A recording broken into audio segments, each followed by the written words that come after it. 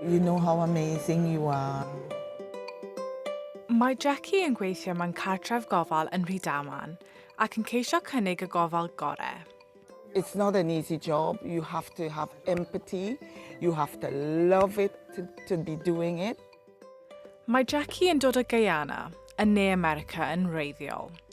Yng Nghymru, mae wedi cyrraedd y brig a chael gwobr yn ddiweddar am ei chyfraniad.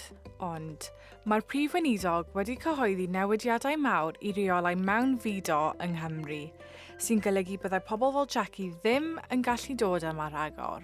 I was very disappointed. I feel sad about the whole situation because there would be a gap in the market. I think it would be very detrimental. Ond yn ôl Keir Starmer, mae gormod o bobl yn dod yma i fyw, sy'n golygu bod rhaid tynhau'r reolau a gwneud hi'n anoddach i symud i'r Deyrnas Unedig. We will create a migration system that is controlled, selective and fair. A clean break with the past that links access to visas directly to investment in homegrown skills. Nod y prif weinidog yw lleihau nifer y bobl sy'n dod yma yn gyfreithlon i fyw. Mae'n bwnc llosg gyda nifer yn cytuno ac anghytuno gyda reolau newydd.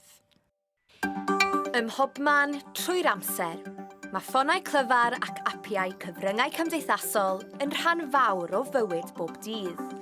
Ond mae llawer yn dweud bod nhw'n treulio gormod o amser ar ei ffôn. Weithiau dwi'n meddwl bod fi arfer gormod, so dwi'n siŵr mynd ar y llai a wneud rhywbeth gwahanol, lle ddim mynd ar y ffôn.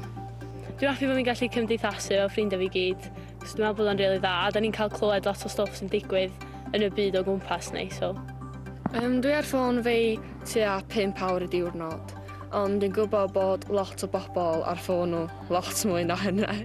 Nawr mae ymchwil newydd yn dweud bod merched ddwywaith yn fwy tebygol na bechgyn o ddweud bod ei defnydd o gyfryngau cymdeithasol yn broblem.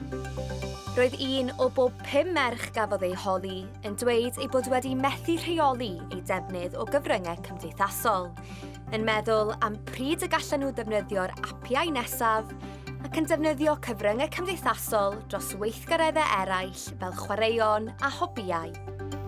Un o bob 10 bachgen a ddwedodd ei bod nhw'n cael trafferth fel hyn.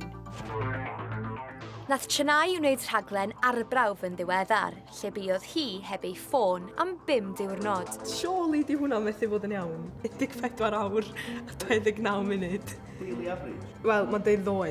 Dwi'n meddwl bod lot o'n fod yn y cynnwys sydd ar-lein fel yr enwogion, mae lot o ferched yn edrych i fyny atyn nhw. Ond hefyd mae yna pethau fel dillad, colydd, bob math o bethau. Dwi'n meddwl oherwydd bod ni wedi tyfu fyny efo ffonau efallai, a bod nhw jyst yn ein bywyd ni a bod o'n wbath bod ni efo o hyd.